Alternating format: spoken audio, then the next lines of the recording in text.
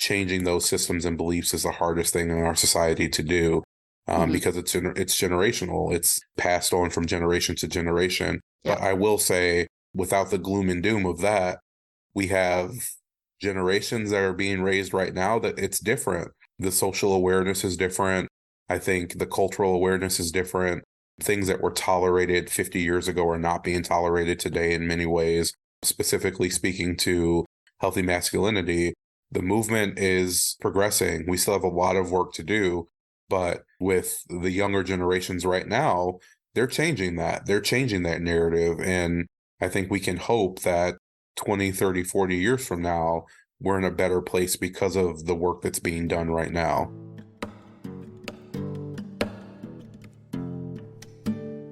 Hello and welcome. As always, I'm Abby. This is Stories Lived, Stories Told, and today I invite you to join me as we revisit a previously recorded conversation with Burton Patterson, in which we take a communication perspective on redefining gender narratives.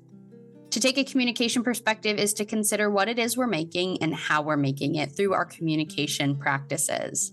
This means we look closely at patterns, context, stories, and relationships, and that we use curiosity, mindfulness, collaboration, and dialogue to create better social worlds. Whether the topic of today's conversation is familiar to you or not, the hope is that using a communication perspective will reveal new ways of seeing and being. At the top of the episode, you heard our conversation partner, Burton Patterson. Burton is a social worker with experience in the fields of harm reduction and mental health and addiction, sexual violence prevention, and healthy sexual education. He specializes in working with male-identifying folks in gender-based violence prevention. Before we begin this conversation with Burton, I'd like to make you aware that this conversation contains references to sexual assault and gender-based violence. I include this conversation in a series about the stories and experiences of women because it revolves heavily around Burton's work with gender-based violence on both the prevention and intervention side. Gender-based violence is a part of the stories and experiences of many women, so I wanted to bring that into the conversation. And yet I do not believe that this issue is simply, quote, a woman's issue, as in it is only something that women need to be talking about, thinking about, or that the burden is placed on women to address or resolve this issue. As we're going to talk about with Burton today, it is so important to call men into this conversation as well. And more broadly, it is important for men to hear the stories and experiences of women, no matter what they are. I feel that this conversation is important to include in this series because although the topic and the focus is on women, that does not mean that the audience or the participants in this conversation has to be limited to women. We've talked about in so many of these conversations how empowering women empowers everybody. So my hope with this conversation is that we can expand the conversation to include men. And Burton offers a lot of really helpful tools and stories that can help us understand where to begin in doing that. As we revisit this conversation, which was originally published in 2 parts in July of 2023, I invite you to pay attention to how this conversation hits you differently now, and what new wisdom you hear that you might have missed before, and particularly what you can take away from this conversation in the context of this month's series and the other conversations we've been having. So in the last week of our series about the stories and experiences of women, let's wrap up the conversation with Burton.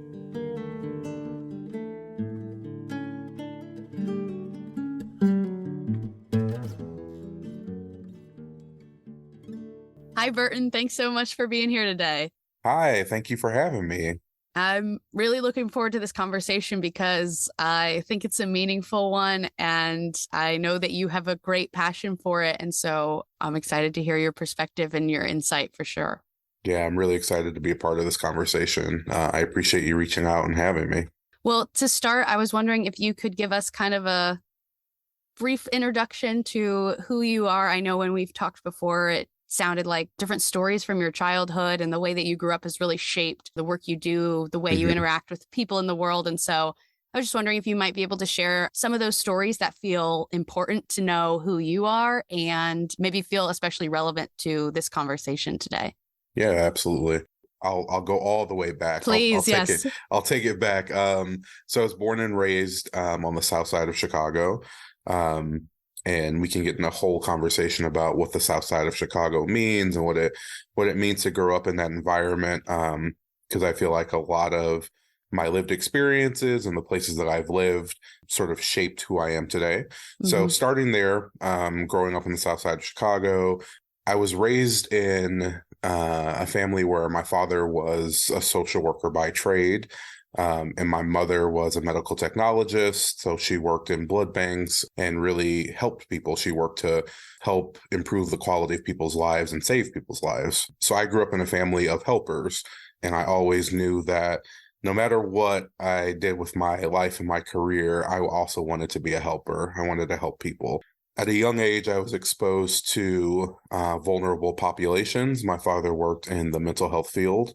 And we were, as children, my brother, my sister, and I were exposed to folks who were struggling with mental health issues, with homelessness. And my father would bring us around and expose us to them, and we'd become friends with them, and we would just see people as people. And I think that was a big part of my early upbringing, is seeing people for themselves and treating people how we wanted to be treated. And that shaped who I saw myself becoming as a professional. So I went to undergrad and I got a bachelor's in social work with a minor in psychology. I knew that I wanted to do something in the helping for profession, so I decided to go into the mental health field myself. So after graduating from college, I worked in the mental health and addiction field, and I did that for about 7 years in Chicago. And some of the people that I met truly changed my life, hearing their stories, hearing what they had been through, hearing where they are now. And I was on the intervention side of things. I was helping them after they experienced some form of trauma throughout their lives. And I saw that, and seeing that and really taking that on as a caseworker, as a certified alcohol and drug counselor, I saw what trauma led people to, and sort of seeing that path that they were going down. I wanted to get out in front of that. I wanted to prevent trauma from happening to folks. So I wanted to be on the prevention side of things. So I did that for about 7 years, and I have tons of stories of, I could probably write a book of all the things that I saw while being in a residential facility, working with folks struggling with those things. It was challenging. It was very challenging to do that work, because it can quickly burn you out if you're someone like me, and I consider myself an empath. So I hold a lot of that stuff inside. I internalize that. So I was heading towards the burnout phase, and I was like, okay, I can't do this. It's not fair to the people I work with. It's not fair to me. It's not fair to my family. So that's when I decided to do more prevention work. So I went from there, and I started doing bullying prevention. So I talked to youth kindergarten through 10th grade all around the state of Indiana about bullying prevention. We talked about, what does bullying look like? How can we prevent it in schools? And it was awesome. It was awesome to have these conversations. It was awesome to be in the schools with the youth. Super insightful. They had some great responses to how we can sort of change that bullying culture. And it was meaningful work, and I truly enjoyed it for the few years that I did it. And then I wanted something a little bit deeper. So I found sexual assault prevention. I never saw myself being in that field. I never considered myself a preventionist. But once I was introduced to the sexual assault prevention field, it just sort of, it just caught me. It really felt like my calling. And while I was in the sexual assault prevention field, I learned so much about gender-based violence, about how I could use my voice as a man, and use that platform and use that privilege, for lack of a better word, because male privilege is a real thing. And I think a lot of males don't tap into that in a positive way. Like, a lot of males use that privilege for self-gain, for selfish reasons. So I saw myself using that in a positive way, and sort of reaching out to college-age folks and having that conversation with them about, how can we change the sexual assault prevention? How can we change the sexual assault culture? How can we change rape culture? How can we, as men, use our voices to call in other men, male identifying folks? how can we use our voices in that positive way? So my professional career has sort of been this arc of seeing what trauma did to folks to the prevention side of things of let's prevent those traumas from ever happening to people so no one has to suffer from those consequences. Absolutely. I'm curious, growing up, what were the messages or norms that you saw around gender? Like when you started working in sexual assault prevention and learning about masculinity and seeing those patterns, was that the first time that you were seeing, oh, this is what maybe a positive version of masculinity could be? Or was that something that you were seeing from a younger age? You maybe just didn't know what to call it. Yeah, no, I was very much, I considered myself, and I mean, I still do, but at the time I considered myself like the quote unquote good guy that, respected every gender and did my part and didn't hurt people. Like, and then I learned about it, and I learned that we all add to that culture, especially men. And there was more that I could have been doing. So I think to answer your question, at an early age, specifically because I identify as Black male, those are my identities. In the Black culture, masculinity is unique as it is in any culture.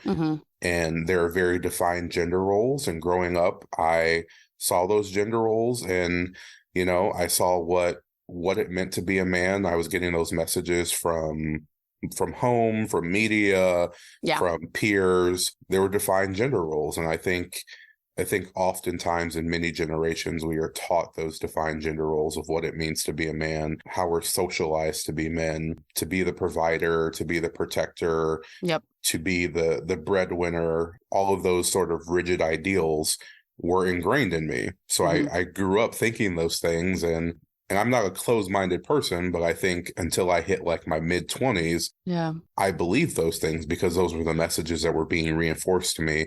And media played a big part in that too, of what it means to be a man. And then, as I got older and as I educated myself and as I started to learn more, I sort of saw what it meant to truly redefine those gender norms and gender roles.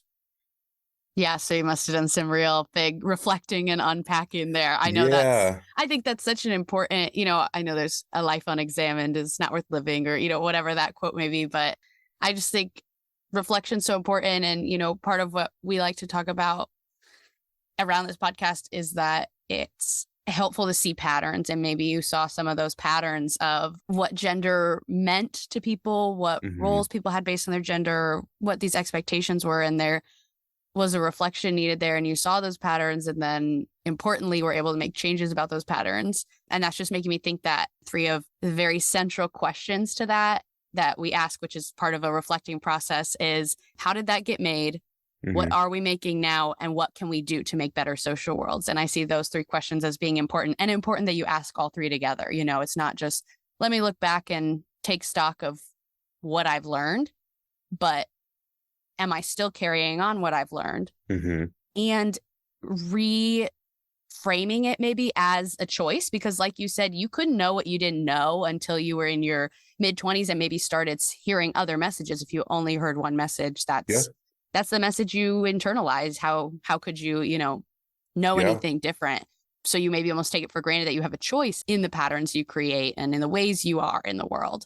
And so it's cool to see that kind of, to me, very, obvious example of you saying, okay, well, how did this get made? How did these ideas about gender get made for me in my life? But maybe also you're looking at it on a much bigger scale in society. And then, with the work you're doing now, what are we making now? What are the narratives we're making now? What are the things we're passing on? And how is all of that part of making choices that help us make an even better social world down the line in terms of what that conversation looks like? Yeah, absolutely. And I look back too, I think about a lot of the interactions I had with peers, with other male identifying folks throughout my life. And a big piece of it was the objectification part of how women were objectified, and the conversations that would take place in different social groups. And it wasn't just like one set of friends. It was like across the board, women were being objectified and seen as objects. And it was in the dialogue, it was in the intentional conversation. And I look back at that, and obviously I didn't know, I know now, But had I had that knowledge then, I could have interjected some of that into those conversations and sort Mhm. of been that person who was calling people in and saying, Yeah. we shouldn't be talking about people like that. We shouldn't be viewing people like that. So my goal was always to sort of be that igniter for folks. So Yeah. have that conversation with people so then they can go back to their groups and that ripple effect can take place.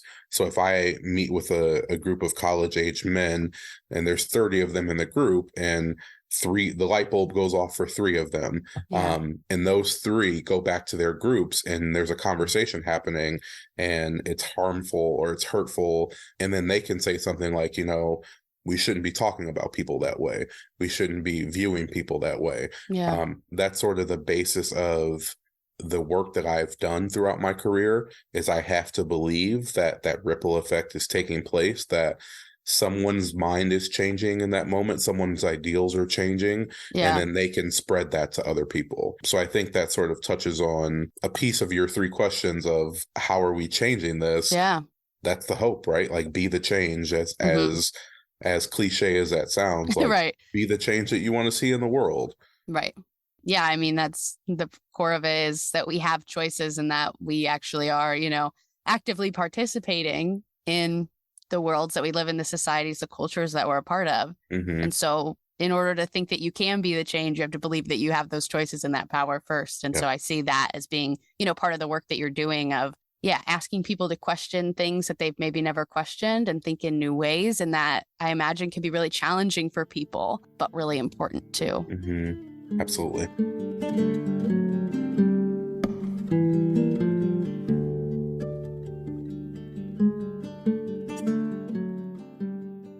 Now that you've shared a little bit about your own stories that you had around gender or different things in your life and the path that you've been on, can you speak to a little bit of what are those stories that we see in our culture, at least in the United States, around like sexual assault and gender-based violence? Because I think maybe some people, like you were saying, for the first part of your life, could kind of take for granted or just not recognize maybe the stories that they've internalized because maybe, Hmm. someone's never experienced assault harassment, don't think that they know anyone that has, and maybe they feel kind of distant from those narratives. But I think Hmm. even the larger societal narratives, like there's no escaping that. Almost we maybe internalize that whether we know it or not. So I was just wondering if you could kind of name some of those maybe more subtle stories that we find ourselves internalizing.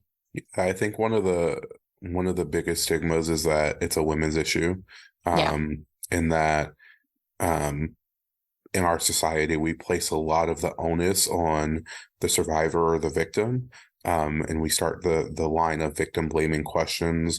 Why did you do that? Why were Hmm. you there? Why did you dress that way? How could you have prevented what happened to you? And I always stop right there. Like, it is never, ever, ever, ever the survivor's fault. Hmm. It is not their fault in any way. It is 100% on the perpetrator. It is on the person who committed those actions. And that is where the onus needs to be in our society. Why did the perpetrator do what they did? Why Yeah. did that take place? What led them to making those decisions? So it's not a women's issue. It's not something that we need to focus on other genders saying, we're going to equip you with the tools.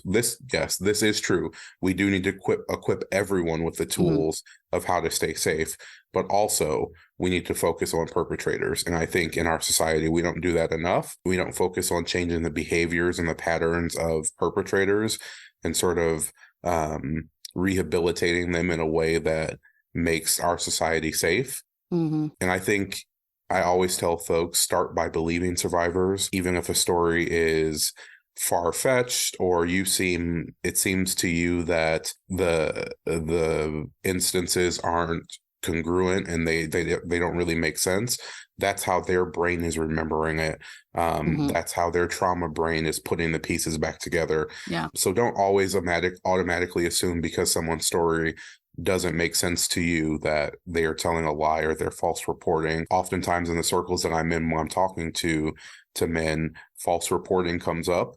And I always want to make it very clear to folks that false reporting is very, very, very, very small fraction of the reports that actually do come out. the people who are brave enough to actually report an assault happening, they're not false reporting it. The statistics show that it's under 4% of people who are actually false reporting something happening. So I think all of those things are stories that our society and the media like to sort of put out there. But we need to be very clear that those are not the standards of what's really happening.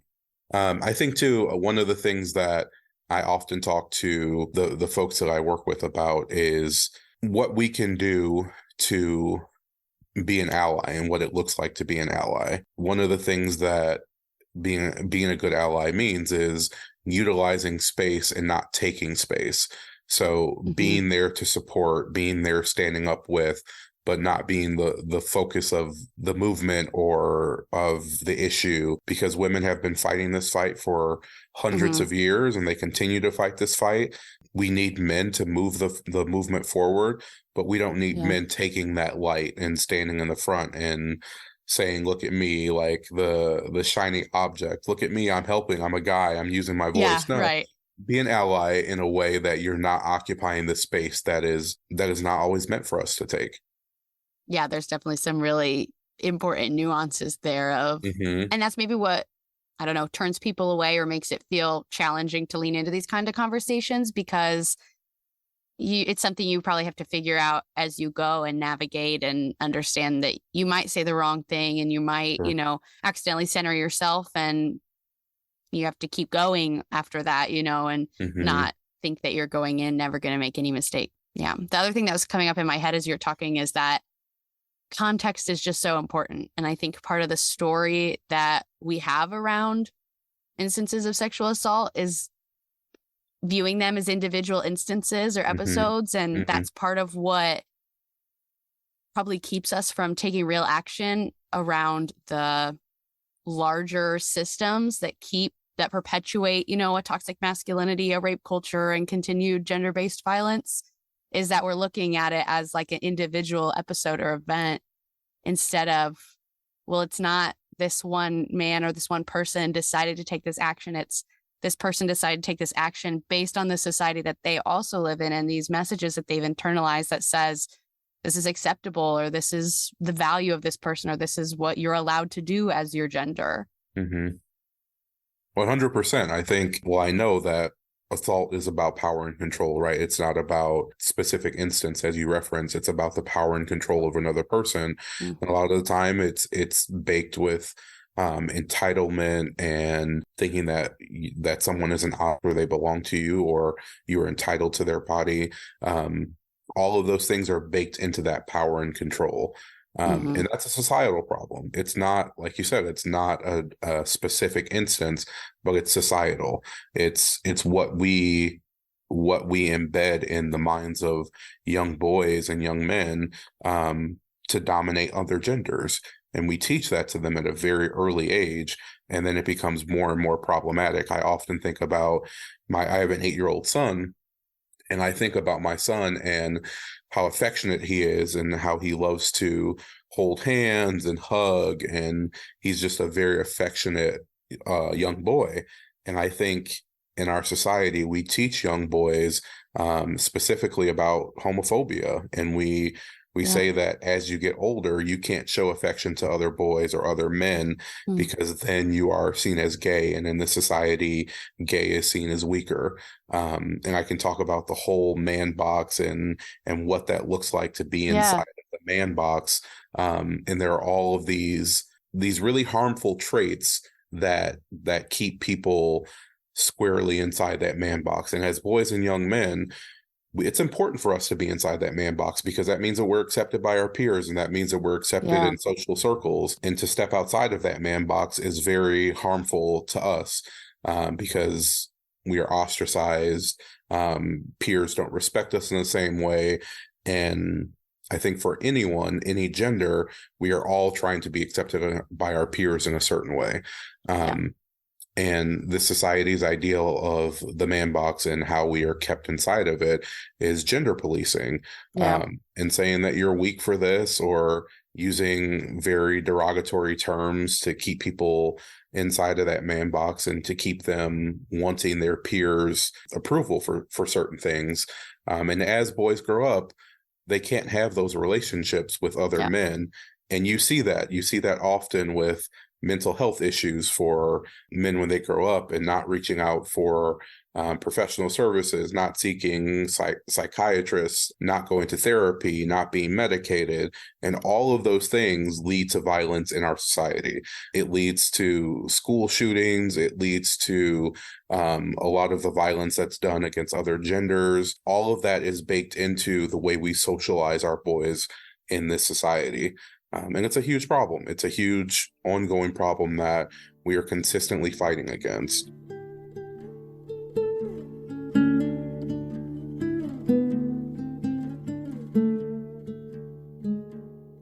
Yeah, I'm glad you bring up the man box because that's reminding me. I don't know if you ever interacted with this person when you were at Ball State, but one of my very early conversations on this podcast was with Robbie Williford, and he mentioned the man box activity in our conversation because that was really meaningful for him, and he's someone that I think is definitely very driven to invite everyone of all genders, but especially men, into a space where they can step outside of that man box. And start asking questions and different things. Is there anything else you'd want to say about the man box? Or I know there's, activities that go with that too, and maybe how that's part of how you invite men into this conversation that is probably generally seen as not their business or not something they need to worry about. So the man box sort of took over for the man card, which was very popular in the 90s and early 2000s. It was, again, gender policing, how you would get your man card revoked. If you did something that did not align with the values of what it traditionally means to be a man, your man card would be revoked. So you could do anything and someone would check your masculinity by saying, we're revoking your man card. Very similar idea with the man box. If you do something that does not align, I think the traditional ideals of what it means to be a man is sort of what we talked about: aggressive, heterosexual, provider, protector. You have to objectify women. You have to be dominant. You have to be aggressive. You usually need to be physically dominant in some type of sport or athletic arena. And all of those things are sort of the ideals of what it means to be a quote unquote real man. Right. And if you stray from that at all, your masculinity will be in question. Yeah. Your sexuality will be in question. And that brings people right back. So they start to question themselves. And it's very harmful, but it is sort of the basis of the foundation of what it means to be a man in this society. And some of the activities, like you mentioned, that go with that it's all about its internal work. And I encourage anyone to research the man box and to look up those activities, because that's truly where the internal work starts. And that's the hardest piece. I'm not going to lie and pretend like that's an easy thing to do. But when you really start looking into sort of your values and what you believe and things that you can do differently, that's when the work begins. And it's really eye-opening too, because like I said, I always considered myself a good person and a good man. And I was like, I don't do those things. I'm not harmful at all. Yeah. And then as I started to internalize and sort of do that inner work, I realized there are things that I can change about the way I interact with people and the way that I talk about people and the way that I call people in and not call people out. There are all these things that come with that internal work. And I think that's really important for folks who want to sort of change that gender-based violence, the narrative, and change rape culture and shift how we view different genders in our society. Can you talk a little bit more about that difference between calling people in versus calling them out? Yeah, so that's something I learned as well, because this is going to sound a little funny, but because men have such, for lack of a better word, soft egos, it can be very challenging to call out behavior. We have fragile masculinity is a very real thing. When you start talking about healthy and toxic masculinity, it can turn a lot of people off. And a lot of boys and young men can put up a wall immediately when you start talking about things like that. So calling in is different than calling out, because when you're calling out people, for example, if you're in a group and someone says something that is objectifying a woman, like, I'm going to hit that tonight. if they say something along those lines, calling out would be in front of the group. Don't say that. That's terrible. You're a terrible person. Don't ever say that. Calling in would be something along the lines of pulling them to the side and saying, this is why that can be hurtful to view people that way. It's sort of a softer approach. Yeah. And it's not as abrupt as calling someone out, and it's not as othering, I should say. Yeah. It doesn't automatically say that you're a terrible person and you're doing awful things. More so, how can we reframe that approach? How can we look at that differently? So I learned that early on in my career, because I was very much someone who was like considering themselves an activist, and I would be like, no, that's wrong. Don't do that. And that's not always the best approach for folks, especially when you're talking about masculinity, because it's a sensitive topic for a lot of people. Mm-hmm. Yeah, that's good. I'm trying to think of other examples. I think that calling in is so important because that's an invitation. Yep. Whereas, calling someone out is probably immediately sending them into a state of defensiveness. And so I think everybody needs to bring like curiosity is probably the key tool to have with you as you're going into these conversations, because maybe even a version of calling out is saying, that's sexist. Don't say that, like you were saying, but maybe a calling in is, why do you say it like that? Or why do you have that, asking a question, getting people to think about things that, again, they may never have thought about. Yeah, absolutely. Because they don't know any other way. Yeah. And I often tell people too, because I'm a gamer, so I play Xbox, and it is it's a toxic world of folks and the language that's used. But like in the spaces that I'm in, they are mostly dominated by males, and I get sort of lose my energy for being that quote unquote that person that is always the one that's like, let's not do that, or let's not say that. So I have to be very intentional with my words and intentional with my timing, and intentional with calling people in. And oftentimes I tell people, if you're not comfortable having that conversation, if you're not comfortable calling someone in, put the onus on yourself. So you can say, that makes me uncomfortable. When you say that around me, that makes me really uncomfortable. Do you mind not doing that? It's more so about the way that it makes you feel and less so about the words that person is choosing to say. So even in that moment, if they continue that language in another circle, or they continue using that language somewhere else, when they're around you, they're actively thinking about what you said. The hope is that they internalize that and they think, okay, I won't use that language around this person because they asked me not to. And then the hope is that the next time they go to use that language, they're also thinking about that interaction with you in the back of their mind of, someone asked me not to do that because it hurt their feelings. Maybe it's hurting someone else. So there are intentional ways to go about calling people in, and there are very useful tactics for doing that. And that can bring about change too. I think that's really helpful to have like a third way, because between maybe, saying nothing and starting a big dialogue, because maybe not every moment feels like it's the moment for that. Or, people who have never had these conversations before, we can't pretend like it's easy to just call people in, it's not that. And so, but that for reframing of maybe it's not the moment, or maybe you don't feel equipped, or you're still learning how to say, hey, this is a part of a much bigger problem that you're helping perpetuate. Let's be curious. Let's talk about this. Let's try to unpack some of these things, to say that makes me uncomfortable. And the answer, it's like you were talking about the ripple effects of just saying that the one comment could be a ripple effect, but on, the opposite side of the coin, not saying anything has its own ripples too. Of not saying anything and not saying anything and not saying anything, and other people not saying anything because they don't think they have to say anything. And so it's like you're causing ripples either way. I'm curious, what like advice, I guess, would you have, or other tools maybe? Because I'm sure some people could be listening and still thinking, oh, that still feels so impossible. I don't want to say nothing, but those don't feel like realistic options, or I wouldn't even know where to begin with that. So what kind of like advice or tools could you give to people who want to have these kind of conversations, but maybe feel overwhelmed by them? I think, and I always start any advice I give with educating yourself. There are some great, I always recommend Ta-Nehisi Coates' Between the World and Me. If you are thinking about how you can shape those conversations or what those conversations can be like. Ta-Nehisi Coates wrote an open letter to his son, and he explains the world and what he wants the world to look like for him. And there are some really great, insightful nuggets in there that can help you understand what it means to have those conversations in a meaningful way. And I feel like the book is very empowering for folks who are just starting the conversations of gender-based violence prevention, rape culture, healthy masculinity. Start with educating yourself. Find tools, find resources.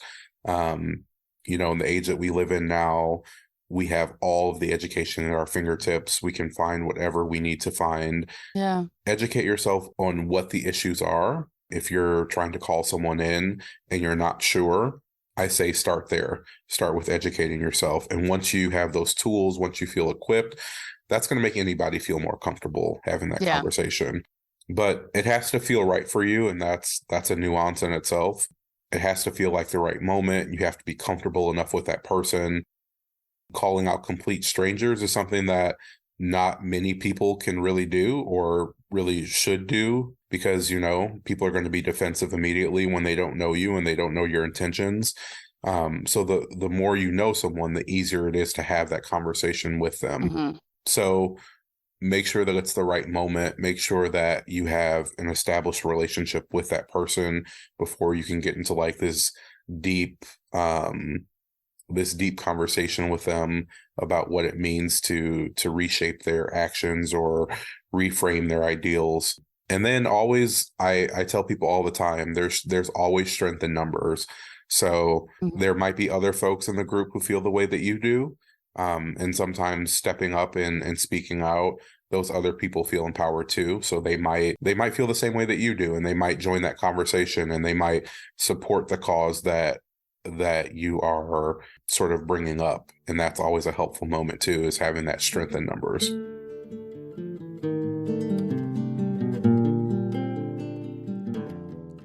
Can you, off the top of your head, just think of any stories or experiences that you had when you were maybe starting to call people in and learning how to do that could speak to, maybe a time when you saw it work and that made you feel really excited about it, or maybe even also times when it was a challenge or it went wrong, or you learned something?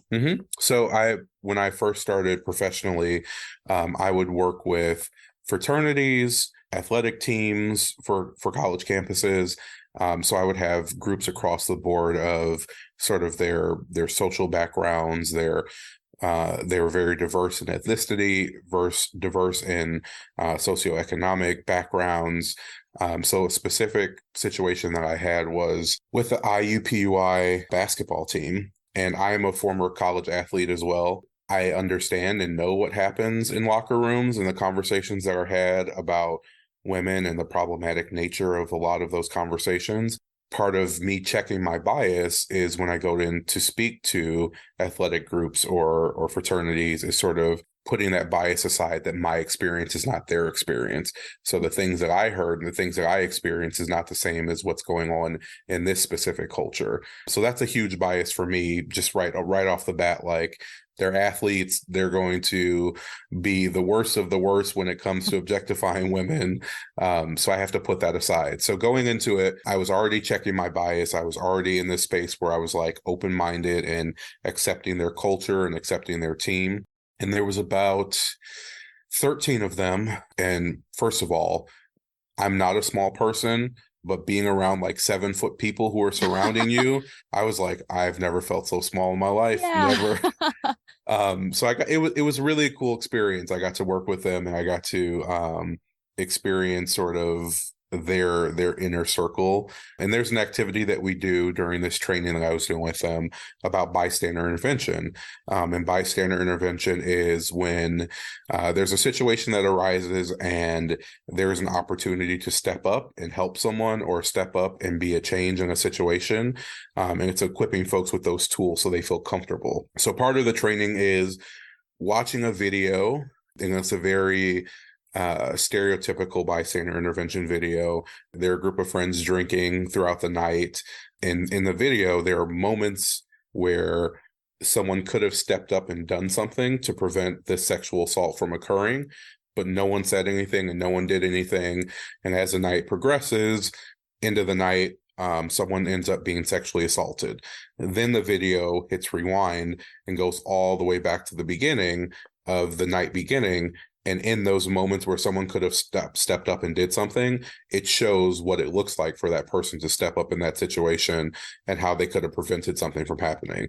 Yeah. So it really shows each moment how someone could have stepped in, said something, done something, could have prevented all from this heinous act from happening, right?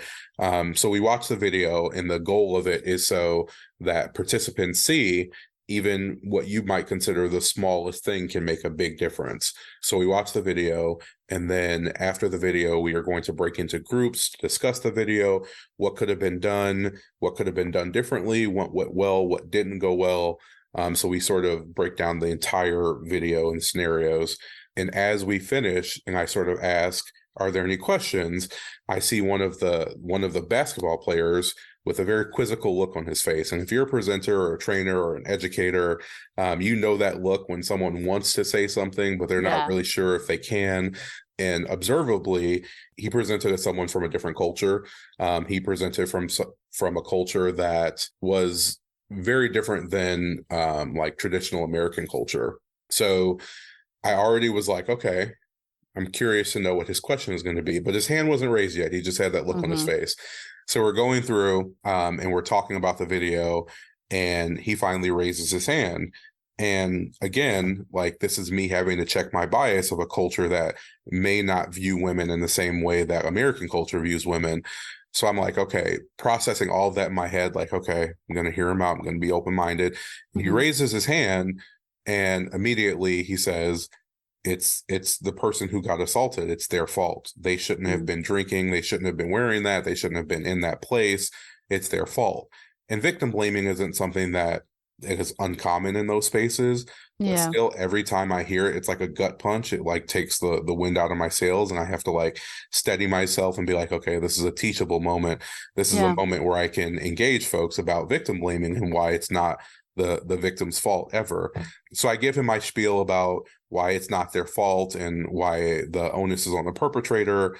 But I could tell by his face that he wasn't satisfied with my answer at all. And I was like, I'm going to have to talk to him after the training is over so we can have like a one-on-one conversation. And when he raised his hand and he said that, his teammates laughed when he said it was their fault. They all sort of chuckled. Some of them seemed like it was a laugh and like an uncomfortable laugh, like they weren't sure how to take that, but they genuinely were like laughing because they were like, I can't believe he said that. So I was like, I'll probably have to address that as well. So as we break into our smaller groups, I see like 4 or 5 of his teammates pull him to the side, and I'm like eavesdropping in their conversation because I want to hear how it goes. And they were literally like, this is why what you said was the wrong approach. This is why it was not their fault. This is why we don't view it that way. And in that moment, like, that's what I want. I want that. I want that call in. And that was a moment for me when I was like, this is it. Like, what they say is holds way more weight than what I'm saying in front of him. And for them to take him to the side and have that conversation with him, that was really meaningful. And that was really important in that moment, because he understood it from them. Like, he understood, and he was like, okay, I see what you're saying. And that doesn't mean that's going to change his ideals or his culture or his views. But in that moment, he's getting reinforced messaging from his peers. And like, ultimately, that's what we want. And that was one of those moments when I was like, they get it. Like, even though they laughed and they chuckled and they were like, this dude's crazy or he's funny or whatever, they understood how important that message was to be delivered to him. And that was a really cool moment for me. Wow. Yeah, that's really powerful. It was. It really was. It was one of those times when I was like, this is why I do the work. Do you have any other stories or moments that maybe challenged you more as you were learning how to call people in? Yeah, the challenging moments are, those More frequent. those are a long list of. Yeah. I get a lot of folks not believing that masculinity is real, that healthy masculinity is real. And like I said, when I enter these spaces with college age men, oftentimes there's an immediate wall put up because Yeah. they think I am there to shame them. I am there to say that they are the problem when that's not the case at all. I am I I enter those spaces a lot, and it initially it can feel very um, contentious, and it can feel like folks don't necessarily want me to be there. But I think as we start the training, as we start the programming, they see that that's not what the program is about at all. It's Mm-hmm. more about the self work. It's more about working on ourselves to be better people, working on ourselves to communicate in a more meaningful and intentional way. And I think oftentimes the biggest thing for me is the pushback that men are not the problem, that men don't have privilege, we don't have male privilege. That's often a piece of what I get for the challenging part, is that there are specific activities that I do about male privilege and what that looks like, and people just tend to get offended when you start talking about male privilege and entitlement, and that can be very, very challenging in some of the spaces that I'm in. Yeah, I bet. And I think, I was, talking earlier about defensiveness could be a very, Hmm. not reasonable, I guess, but like understandable reaction. I can understand how people could feel defensive. And I think the important thing I want to say too is that that doesn't have to be the end of the It does conversation, not. right? It does Like not. you can feel defensive and then go back to that curiosity almost and, Hmm. bring curiosity to yourself of, well, why is this coming up to me? Why am I feeling that? And I think that's again, like, just goes back to the educating yourself probably of Hmm. how can you equip yourself to ask those questions of yourself, to recognize that in yourself. And Abby, to be honest, that I think that's probably the most important point of all of this, is that Yeah. even in those challenging moments when someone pushes back, when someone is defensive, Mm-hmm. use that as an educational moment. Like, use that as a teaching moment to be curious, to ask Yeah. questions, to Yeah. say why are you feeling that way, or what brought you to this point where you view this in a very specific way. Where is that Mm-hmm. messaging coming from? All of those questions of curiosity help people sort of internalize and start doing that self work of, now this Yeah. person's asking me why I feel this way. Why do I feel this way? Why am I defensive when someone starts talking about male privilege? What does that mean for me? Yeah. I think that's a really important takeaway from this. Yeah. Can you explain the difference between toxic masculinity and healthy masculinity? Yeah, I think, masculinity at its core is just a set of attributes. It's Mm-hmm. just a set of attributes that we in our society have deemed as masculine. There's nothing much different about masculinity than femininity.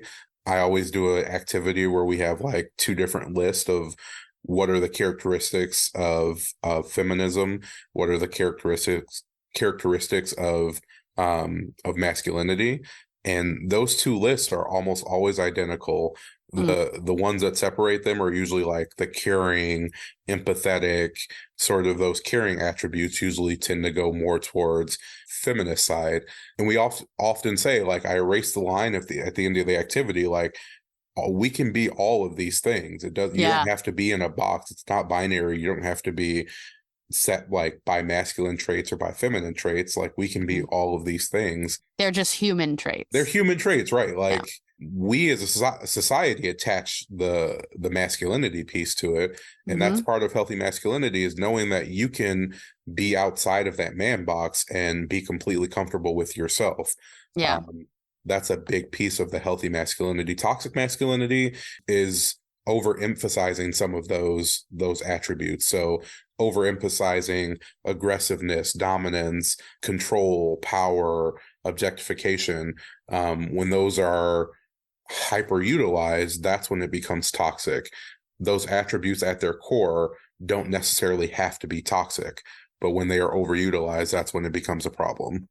You're speaking to me so much here because what's coming up for me is this idea of how we make meaning. Hmm. And that's like a practice that I feel like I've really internalized and started using like in so many areas of my life. I go through the day and, I'm able to do some mini reflections and say, well, what does that mean to me? Or what does that mean to us? And why? Hmm. Because what you're saying is that we're attaching the meaning. Something being feminine or something being masculine is not an innate thing that exists in the world. And, the very purest, simplest example I can think of is pink and blue. Yeah. Like if you could take for granted, like, yeah, blue is a boy color, pink is a girl color. But then if you say why, you'd be hard pressed to get a, Sure. actual answer that holds any weight other than because we said so. Mm-hmm. And I think a lot of meaning, I don't know, maybe I could go so far as to say all the meaning is because we said so. And the important follow-up to that is that, well, let's say something different. Sure. Let's say that masculinity means these things that are healthy and maybe more balanced between something like strength and caring or nurturing, things that are seen as feminine. Or why do we value these masculine qualities more than we value these feminine qualities? Because we said so. Mm-hmm. And I think part of the question too is, does this work for us anymore? And, my answer to those questions around this conversation is like, no. Yeah. These systems that have existed, that somebody a long time ago made a choice about who was going to be in power and what these things would mean. Yeah, my brain's just swimming right now. I think a lot of people maybe struggle to wrap their head around this conversation because it's so big and it's so small. Like you're saying, it's these little moments of, the guy in the group asks a question and the 4 people choose to go to him and call him in and, follow up on that. It's such a small moment that times a million creates the bigger societal belief. And so, if those are the small moments, then they become the big moments. But I think like why choice feels so important to me in terms of choice of how we view victims of sexual assault, how we view masculinity and men's role in this and prevention versus intervention, is that a lot of the beliefs we have around gender are so old. And it's easy to forget that at one point they were a choice. They were, made because somebody said so or whatever. And we're so far removed from it that's why it's hard to remember that, well, that was just made up by somebody so we could make a new choice. Speak on that. All of that. All of that. I'm like, the systems are so outdated. I won't get on a soapbox about the problematic systems in our society. But like, it was a choice. It was a choice when someone started a specific system and was like, we're going to do it like this.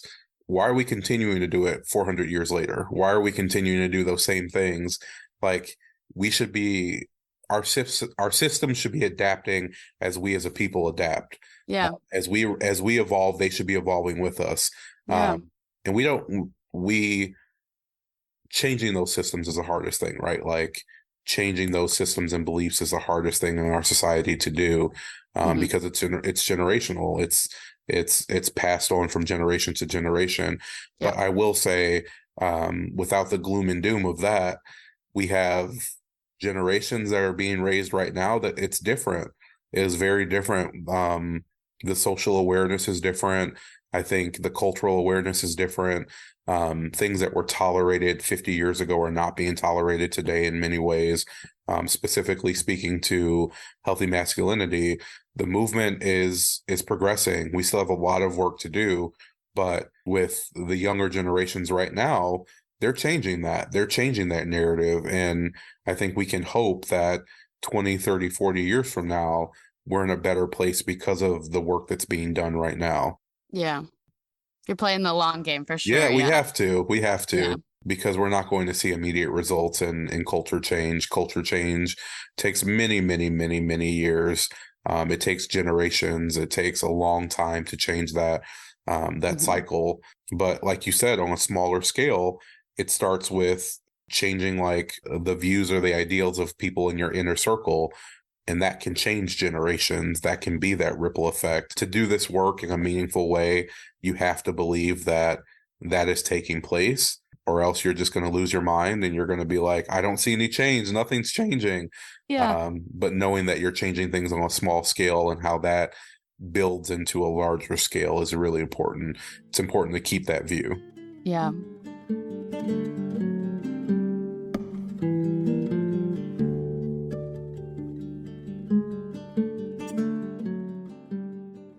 Going back to the very beginning of this conversation, what feels really pivotal is really getting it in people's minds that it's not just a women's issue. And I believe that, to say like sexism hurts everybody, not just Hmm. women, Hmm. and so I wonder, how do you explain that to people that, these systems don't just hurt women or it's not a women's issue? My question, I guess, how do you convince men that this affects them too, or that it's not just a women's issue?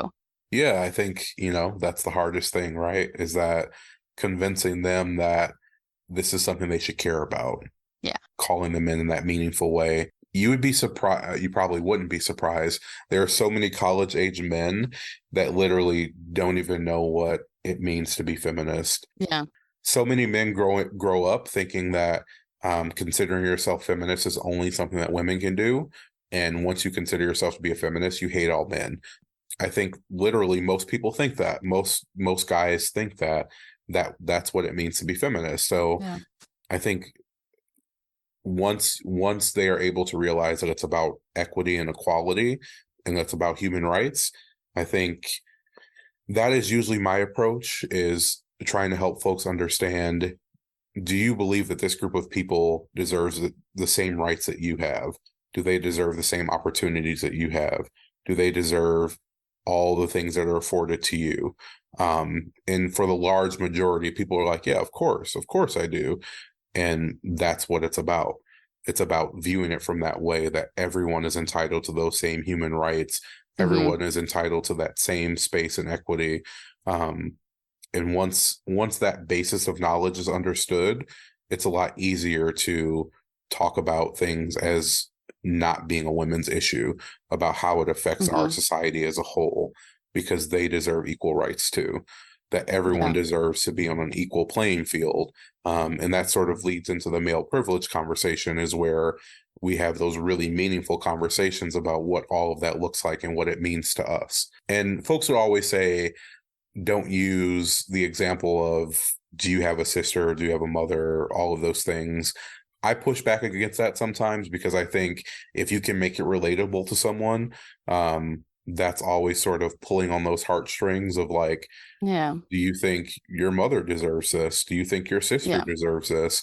Um, I often use that, and I think that's a valuable tool for me, is making it relatable to people. And if you have to think about someone in your personal life to make that relatable, that's what we're going to do. We're going to start with that basis of, what does it look like for this person in your life? Now let's talk about what it means for the greater society. Yeah. I want to see what you think about one thing, because, when you say, maybe you're saying to men, don't you think these other groups deserve what you have? That kind of implies that what men have is what everyone should want. But, the Hmm. distinction I think is important to the conversation, to say, hey, men, patriarchy hurts you too, is, I guess, I don't know how compelling this would be, but I almost want to say, like, don't you kind of want what some of these other groups have, which is, maybe, don't you want to have the freedom to express your emotions? Don't you want to be Hmm. able to care about things? Don't you want to be able to have these kinds of conversations? Maybe those qualities that are quote unquote feminine Sure. could maybe also be seen as desirable, Absolutely. to say, hey, this is disenfranchising you too. This is taking away your human right to these other qualities, Hmm. in the same way that maybe more obviously women are being, held back from whatever these qualities, Hmm. that this, rape culture or toxic masculinity is perpetuating. No, that's a great approach. That's a really great approach to open that up, and to open up that conversation to, what does it look like for you to be free, essentially? Like, what Hmm. does your freedom look like? And I often talk about an activist. His name is Tony Porter. He's been in the gender-based violence prevention field for over 40 years. He does a TED talk that's really, really informative. If you're getting Hmm. into gender-based violence prevention, I highly recommend it. And in his TED talk, he talks about asking a young boy what it would mean to him if his football coach told him that he played like a girl. Right. And he was like, the boy said it would be, what was the word that he used? It would be crushing. Um, it would be devastating. It would be devastating. And Tony sort of looked at it, and he was like, if he's devastated to say that he's playing like a girl. What are we teaching boys about girls? Yeah. And What that meaning was, are we attaching yeah, to the what phrase meaning are playing we like a attaching girl? that? Why is that Yep. so harmful to Yep. be called a girl or to be saying you're playing like a girl? And there's so much meaning behind that, and on so many levels. Like, you can break down that one part of the TED Talk and talk for it Yeah. about hours. But I think that's a big piece of opening up to men and saying, like, you're being held back from this. You're being held back from truly being free because you can't express yourselves in these ways. You can't tap into these things because of the patriarchy, because it's hurting Yeah. you too. And that's a really great reframe. Yeah. I think it's just the whole conversation is, circling back to shared humanity. And what you said is maybe like one way to phrase it is even like, this is your, right as a human to Yeah. experience the full spectrum of humanity, or what it means to be human, which includes numerous traits that we've Hmm. split down the middle and said you get these and you get these, Hmm. and yeah, kept whoever from the other. Yeah. When you think about that, when you think about there was like, I don't think there was someone in a classroom like, men are going to have this and women are going to have this. But when you think about it in that way, that Yeah. our society literally just chose this and was like, you're going to be this way and you're going to be this way. Yeah. How ridiculous it sounds, really, right? Like, someone chose these traits for me. Yeah. Oh, okay, cool. Like, that's what I'm supposed to be. Yeah. Sounds ridiculous when we talk about it like that. And that's part of it. I want it to sound ridiculous to people because it is. Yeah. Like, you don't have to adhere to these. You can be whoever you want to be across the spectrum. And that's completely okay, because it's just about you being comfortable with yourself and you being completely free to be yourself. And you referencing, Tony Porter's TED Talk speaks to the it's so big, it's so small, Yep. because it's enough comments of you play like a girl or you run like a girl or Yep. whatever, people have probably heard or had someone say to them. Yeah. Enough of that over time is such a big contributor. I don't know how to like explain that in maybe a more helpful way, but I just see this, relationship between all of these small things, the, letting moments go and not calling someone in or not, Hmm. saying, hey, that's Hmm. wrong. Saying things like, you play like a girl, Yep. making objectifying comments. Like it's all of these moments in our individual lives, our individual interactions that ultimately are the little tiny, tiny building blocks that build the bigger society. Absolutely. That feels maybe hard to me to, yeah, I was saying it earlier. I was like, maybe it's hard for people to wrap their head around. It's hard for me to wrap my head It around can even, feel two. daunting. Yeah. Yeah. It's like, okay, well, where do you start? Yeah. Yeah. Absolutely. Kind of asked you a couple times already to make some distinctions, but can you talk about intervention versus prevention? And I Hmm. kind of want you to talk about it in two ways, because I've, early on you were saying that the work you were doing was intervention and now the work you're doing is prevention in these kind of larger ways, but then also on an individual level, what does intervention and prevention look like? Yeah, I can talk a little bit about that. So the intervention work I was doing in mental health and addiction was sort of, building treatment plans to help people have a better quality of life. So after they've experienced a lot of trauma and a lot of hardship, how do I support you to have a better quality of life and to live a healthier life for you, and however that looks. And that's more focused on the intervention side of things, like, let's help support you in this way. And then prevention, specifically primary prevention, is looking for the root cause of what is causing these traumas to folks. So really looking at the root forms of oppression and sort of focusing on those systems to try and help, try and prevent the trauma from ever happening to folks. One of the things that you and I had talked about is sort of the typical primary prevention story of, there are folks falling into a river and they're drifting down river, and someone sees this and they're like, oh, let me help these people out of the river. Let me help them one by one. Each time a person falls, I'm going to help them out. Helping them out of that river is intervention.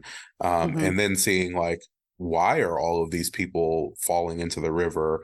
And then going upstream and seeing Yeah. that there's like a broken bridge or a handrail where everyone's falling, fixing that Or someone's handrail. personally throwing all Yeah, or these someone people is into throwing the these water. people in, Yeah. and finding that root cause and Yep. saying, if I fix this, then people will stop falling into the river and floating downstream. That's primary prevention, is going upstream and seeing what the actual problem is and focusing on that problem and fixing that problem. So then those traumas or those people falling downstream, it's not happening anymore.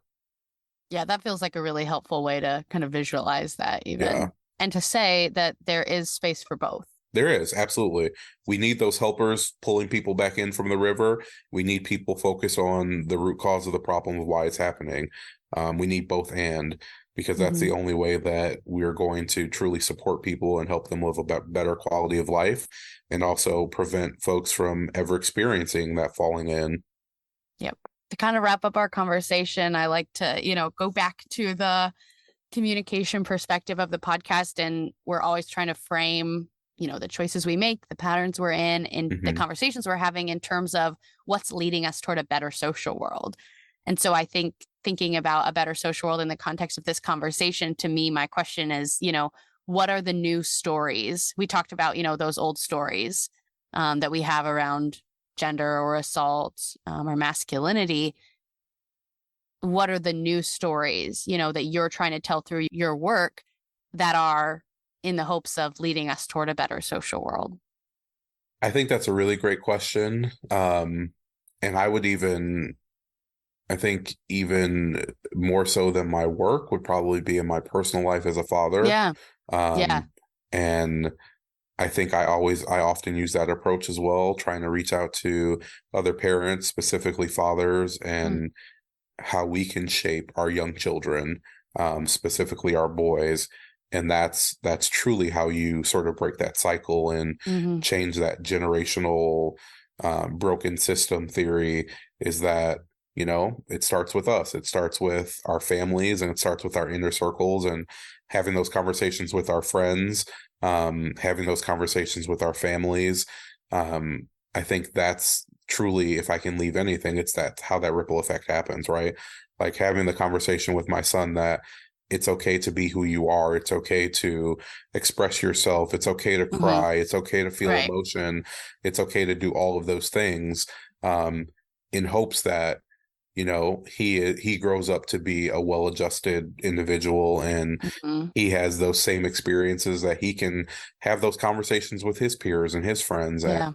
that can be a part of his life and who he is. I think that would be the biggest piece for me, is that you can have those conversations and it can be meaningful and it can feel very small scale, but know that all of those small scales add up to the larger scale of things.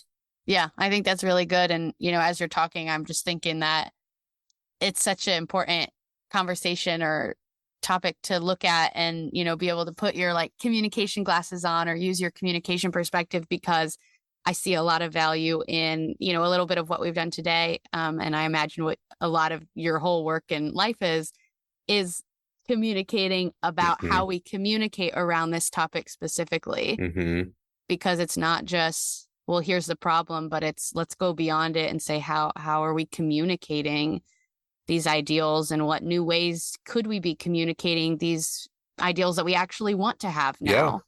And I think in that communication too, it's important to be genuine and honest and sincere, in that this is not easy. It's not an easy conversation to have.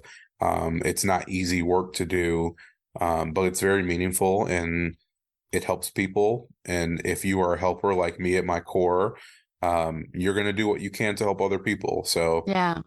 really internalizing that. I really appreciate everything you've said today. And I wonder if, we could collaborate to come up with one more last thing, is that part of the communication theory, coordinated management of meaning, is looking at conversations and our social world in terms of turns, as in maybe in an individual conversation, it's turns. And so, you said something, so I responded, which prompted you to say something else. And that's just supposed to help us look at the context, it's asking why, or, adding some of those layers. And so I kind of like to think of this podcast could be, a ripple, to use your kind of phrasing. And I wonder what kind of next turn could we offer to people listening to this podcast. And, I think one is that I'll include in the description some of the resources that you share that people could look into those to, like you said, start educating themselves and Hmm. just learning more and to start using some of those tools that are offered in those resources to ask questions of themselves. But I wonder if in addition to that, you have any next turns that you hope people can, the action that they can take away from having been a part of this conversation with us. That's a really great question. And being a processor, I'm going to take a second to think about that. Please. Yeah. I think starting with that educational piece is really, really important. And I can't stress enough about the internal work and how difficult that can be, but how truly freeing that is. Um, if you are someone like me who has always considered themselves a good person, it's very freeing to know that you're starting to look at things from a different perspective and you're starting to understand different perspectives. Um, so I think this might be, I don't know, it might be a little bit broad, but I would say keep an open mind.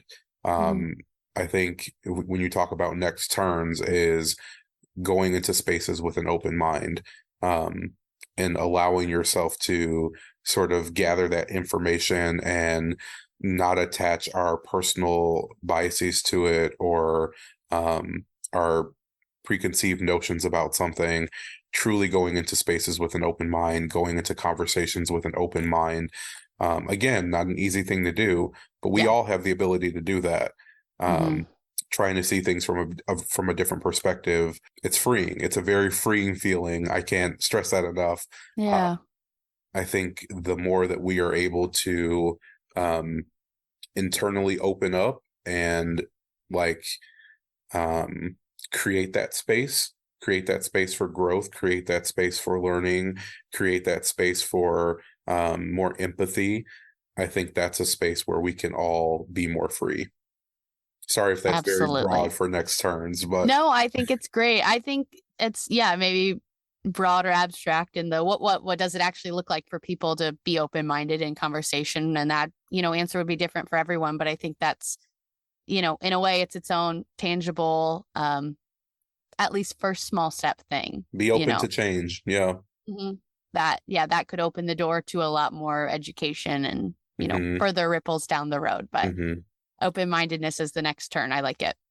Seriously, Burton, I've really appreciated our whole conversation today.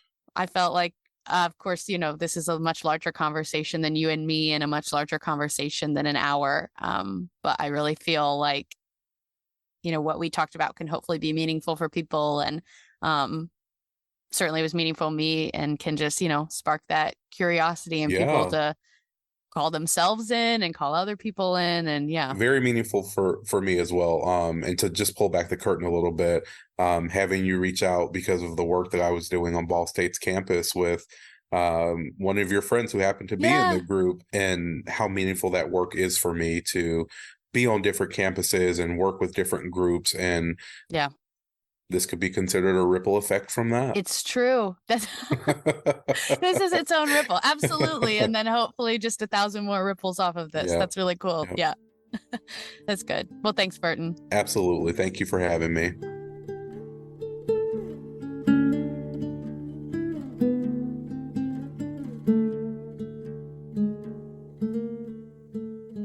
Okay, that is all for our conversation with Burton. At the end of each episode, I like to offer some questions to reflect on, which acts as a next turn for us. So the conversation doesn't stop when the episode does.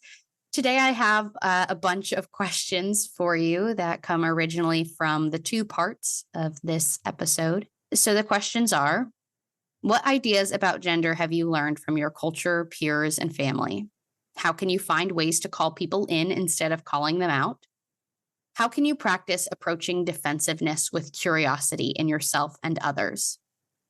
How can we begin to embrace our full humanity by allowing ourselves to engage in all ways of being, not just the ones that were assigned to us based on our sex? And finally, what is a small thing you can do this week to create a next turn or a ripple from this conversation? As this conversation is the final installment in this month's series, I would also invite you to reflect more broadly on what you've learned and what you felt from each of the conversations that we've had this month with Beth, with Leah, with Sarah, and finally with Burton.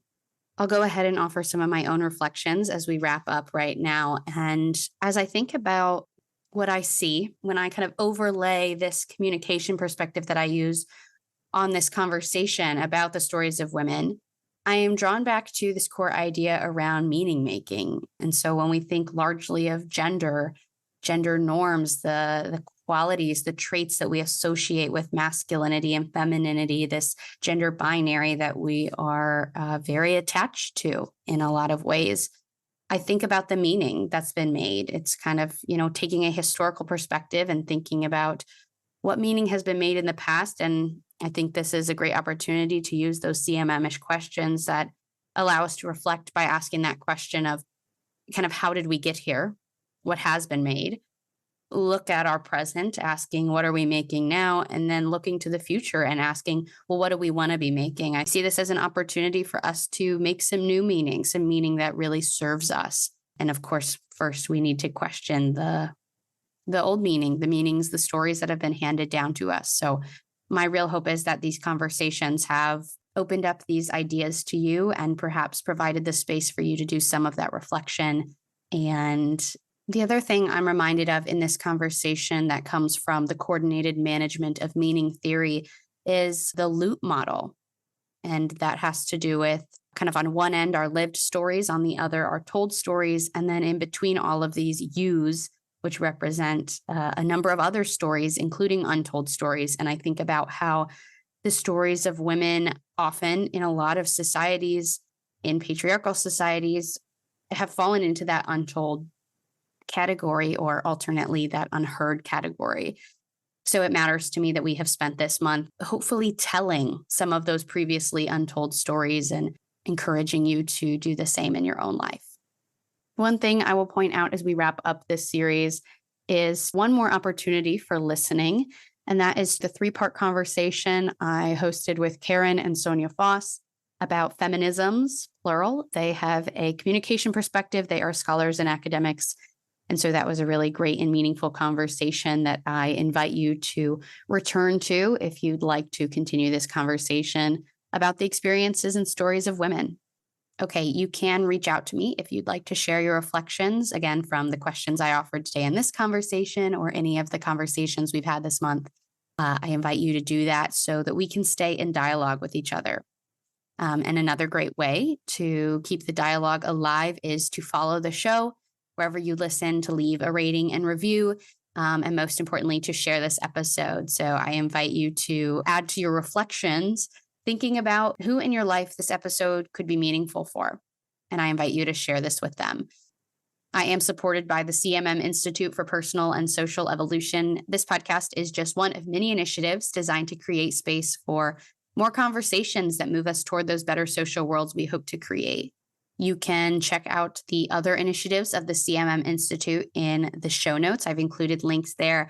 And I'll especially point out today that we have just added a new website, which is www.cosmoactivities.com, a website that I actually created and am happy to have been a part of, which will act as a home for all of the social emotional learning activities that the CMM Institute has developed, which includes the latest addition to that series, which is Cosmo Teens, a comic book about mental health designed to help facilitate conversations for teens. Again, the link to that is in the show notes, so I hope you'll check those out. Thank you for showing up. Thank you for being curious. And thank you for being a part of this story. I'm Abby, and this has been Stories Lived, Stories Told.